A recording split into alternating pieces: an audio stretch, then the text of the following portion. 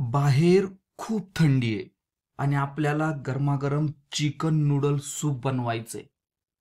तर त्यासाठी आपल्याला काहीतरी साहित्य पाहिजे, बरोबर की नाही?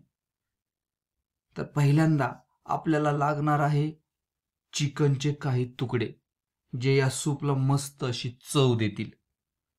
बरोबर. त्यानंतर पिष्टमय पदार्थांसाठी आपल्याला पाहिजे नूडल्स, शेवया.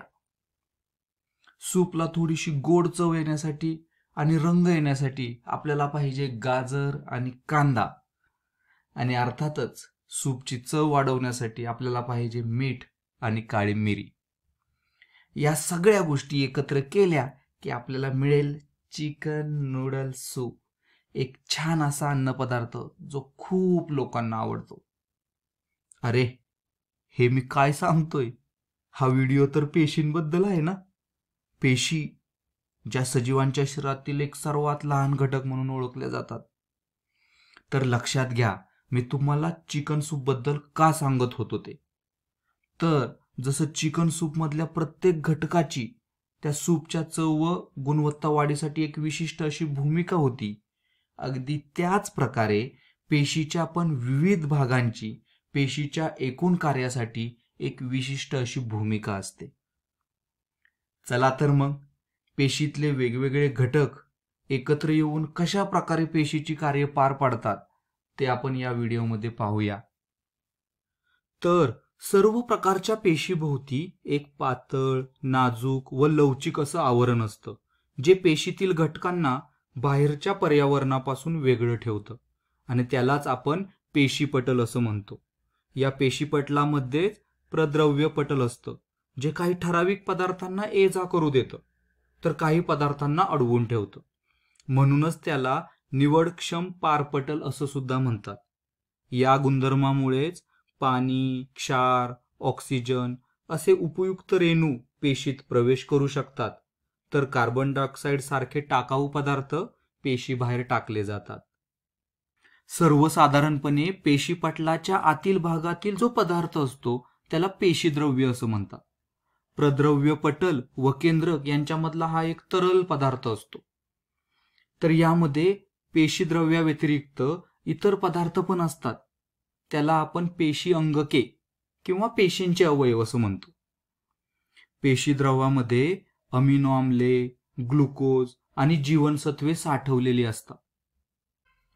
तर विशिष्ट कार्य करणारे पेशीतील उपघटक म्हणजे पेशी अंगके होत.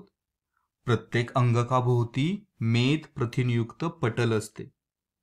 तर लक्षात घ्या, पेशीद्रव्यामध्ये अनेक पेशी अंगके असतात, जसं की केंद्रक, आंतरद्रव्य जालिका, गोल्गी काय, लयकारिका, तंतुकणिका, रिक्तिका, लवके इत्यादी.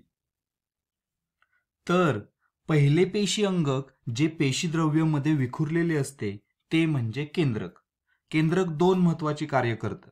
एक म्हणजे पेशींच्या सर्व चयापचय क्रिया व पेशी विभाजन यावर नियंत्रण ठेवणे, आणि दुसरं म्हणजे जनुकांद्वारे अनुवांशिक गुणांचे संक्रमण पुढील पिढीकडे करणे. दुसरे पेशी अंगक म्हणजे तंतुकणिका. याचं महत्वाचं काम असतं एटीपी, ॲडेनोसाइन ट्रायफॉस्फेट हे ऊर्जा समृद्ध संयुग तयार करणे आणि एटीपी मधील ऊर्जा वापरून स्वतःसाठी प्रथिने, कर्बोदके, मेद यांचे संश्लेषण करणे. तिसरे पेशी अंगक आहे आंतरद्रव्य जालिका. पेशीच्या आतमध्ये विविध पदार्थांचे वहन करण्याचे काम आंतरद्रव्य जालिका हा पेशी अवयव करत असतो. पुढील पेशी अंगक म्हणजे गोल्गी काय.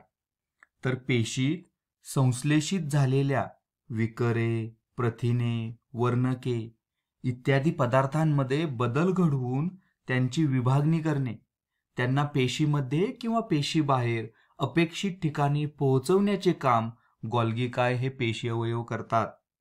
याचबरोबर रिक्तिका व स्त्रावी पिटिका यांची निर्मिती करणे हे काम सुद्धा गोल्गी काय करत असतात. पुढील पेशी अंगक म्हणजे लयकारिका. तर पेशीत घडणाऱ्या चयापचय क्रियामध्ये जे टाकाऊ पदार्थ तयार होतात त्यांची विल्हेवाट लावणारी संस्था म्हणजे लयकारिका. पुढील पेशी अंगक आहे रिक्तिका. पेशीतील घटक द्रव्यांची साठवण करण्याचं काम रिक्तिका हे पेशी अंगक करत असतं. पुढील फक्त वनस्पती पेशीमध्ये आढळणारे एक पेशी अंगक आहे ते म्हणजे हरितलवक. हे पेशी अंगक सौर ऊर्जा शोषून तिचे रासायनिक ऊर्जेत म्हणजेच अन्नात रूपांतर करते. तर वनस्पती पेशीमध्ये पेशीपटलाभोवती एक मजबूत व लवचिक असं आवरण असतं, त्याला पेशी भित्तिका असं म्हणतात. पेशीला आधार देणे, पेशीत जाणाऱ्या अतिरिक्त पाण्याला अडवून पेशीचं रक्षण करण्याचं काम पेशी भित्तिका करत असते. पेशीमध्ये एवढं काय असतं हे ऐकून तुम्ही थक्क झाला असाल, हो ना? आता हे जे डावीकडील चित्र आहे ते पेशीची रचना समजण्यासाठी सोपं करून काढलेलं चित्र आहे. तर हे उजवीकडील जे आहे ते आहे खऱ्या पेशीचं चित्र. तर परत एकदा आपण आपल्या मूळ चिकन नूडल सूपकडे येऊयात. जसं सूपची चव व दर्जा वाढवण्यासाठी सूपमध्ये टाकलेल्या प्रत्येक घटकाचं एक विशिष्ट कार्य होतं, अगदी याचप्रमाणे पेशीतील पेशी अंगके यांचं विशिष्ट कार्य असतं, जे पेशीला जीवनावश्यक कार्य पार पाडायला मदत करत असतं. तर पुढच्या वेळेस जेव्हा तुम्ही चिकन नूडल सूप समोर पाहाल तेव्हा असं समजा की तुम्ही एका मोठ्या पेशीची चव घेत आहात. चला तर मग इथेच थांबूयात. धन्यवाद.